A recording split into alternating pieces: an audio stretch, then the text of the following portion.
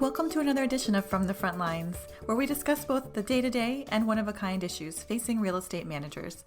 I'm here with Ted Thurn, Director of Government Affairs here at IREM. Hi, Ted. Welcome. Happy New Year. We saw some additional COVID relief over the holidays. Can you tell us more about that, and how does it impact our industry? Thanks, Suzanne.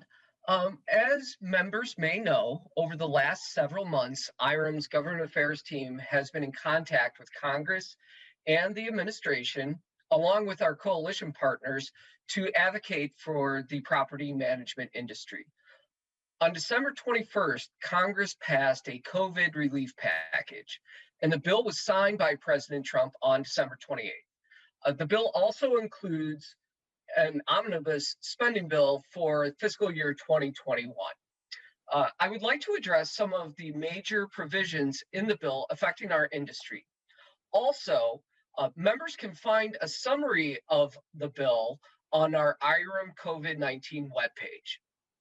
The first provision that I would like to address is the rental assistance provision. This has been one of the main priorities IREM and our coalition partners have been advocating since the last COVID relief bill was passed in March. So what the rental assistance provision does is that it provides $25 billion through September 30th of 2022 for rental assistance. The monies will be allocated to states through the Department of Treasury.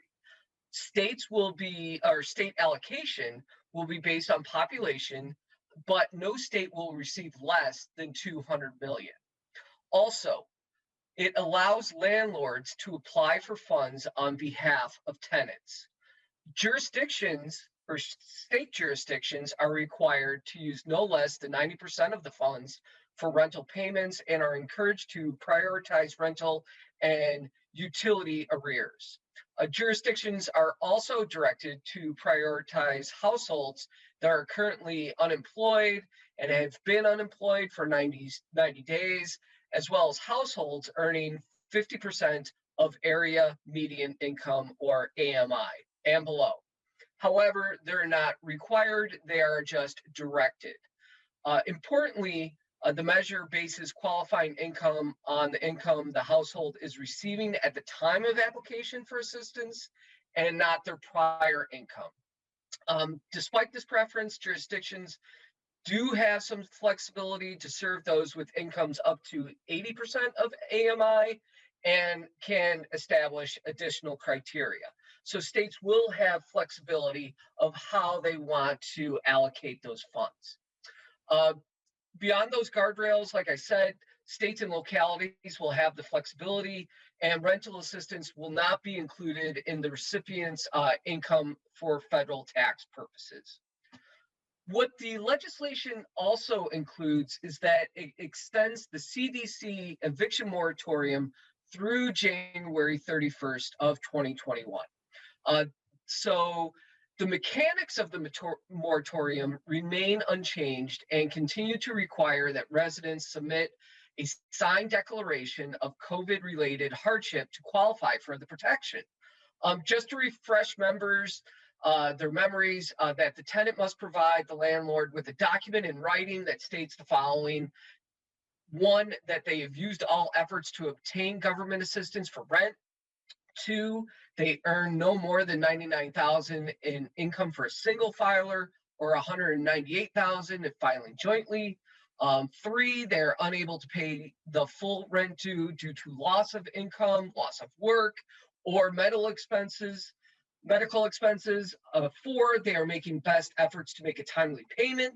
And lastly, that the eviction would render them homeless or need to move into a new residence shared by other people.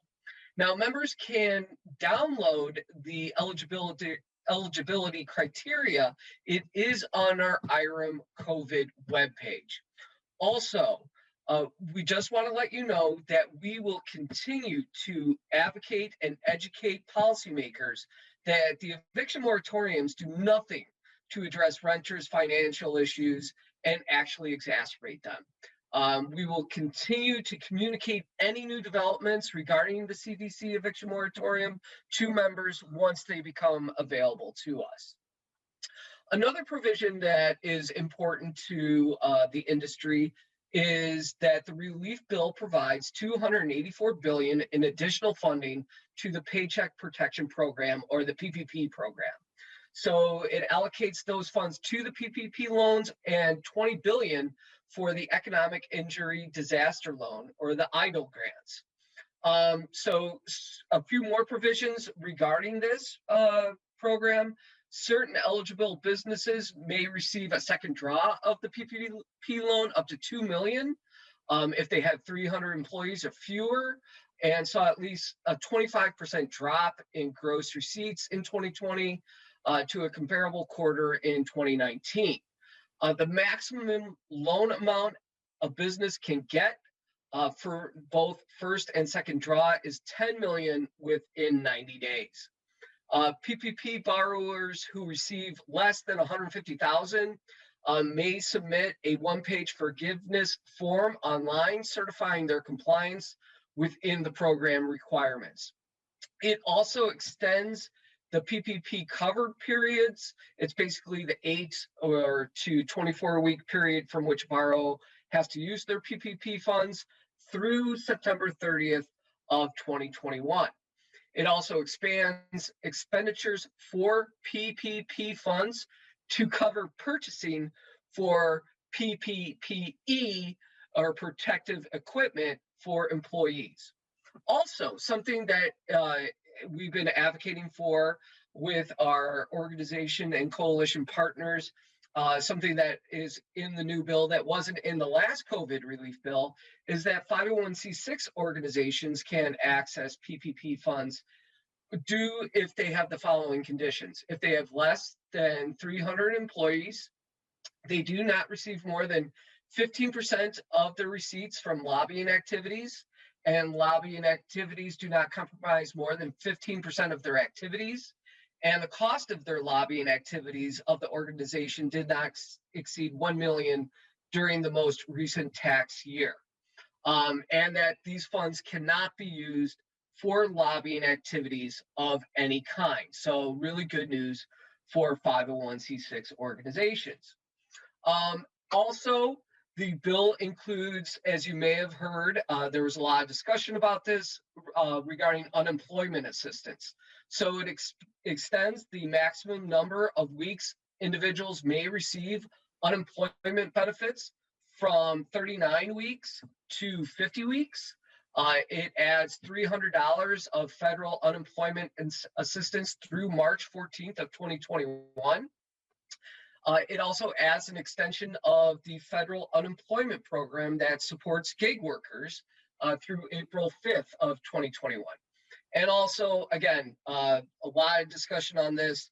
It was talked about $600 to $2,000, but the final bill directs payments of $600 for individuals earning up to $75,000 and married couples earning up to $150,000 per year.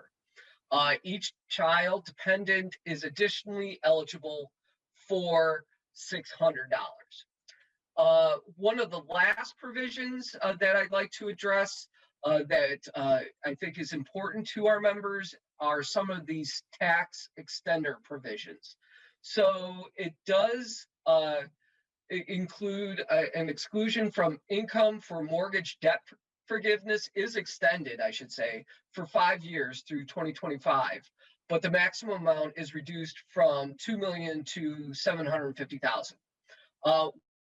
The kind of big issues with this tax extender provision is with the 179D, the energy efficient commercial buildings deductions, which was made permanent by the bill. As you may recall, this was always something that was needed to be extended every few years. It needed to be reauthorized several times over the last few years. Now it's been made permanent. And what the provision does, it allows for commercial building owners who improve the building's energy efficiency, either through the HVAC, hot water, interior lighting, or other type of measures, to receive a deduction of as much as $1.80 per square foot in the year the upgrade goes into service. after receiving the proper third-party certification.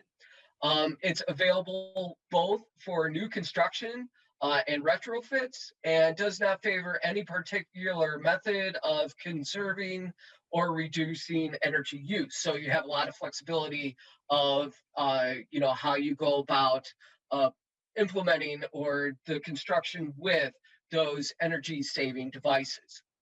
Also, there's another provision, the energy investment tax credit for solar and residential energy efficient property tax credit is extended for 2 years through 2023.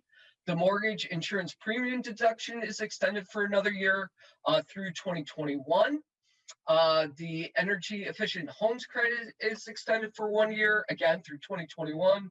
And the non-business energy tax credit for qualified energy improvements is again extended for another year.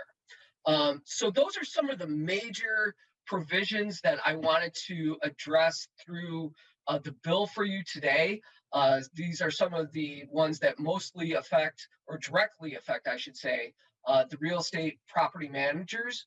Again, we do have a summary of these provisions on our webpage. And if members have any questions or would like to discuss further, please feel free to contact me, and I'd be happy to discuss the bill further with you. Again, there's talk about more stimulus, possibly further stimulus payments to citizens, more COVID relief. I know that the new Congress will be talking about this later in the month. So as new developments arise, again, we will notify our members. Happy to put this on the website and conduct another podcast. Thank you so much, Ted. This is really valuable information, and we look forward to continuing the conversation as things develop. If you'd like to reach Ted directly, you can email him at iremlegislation@irem.org.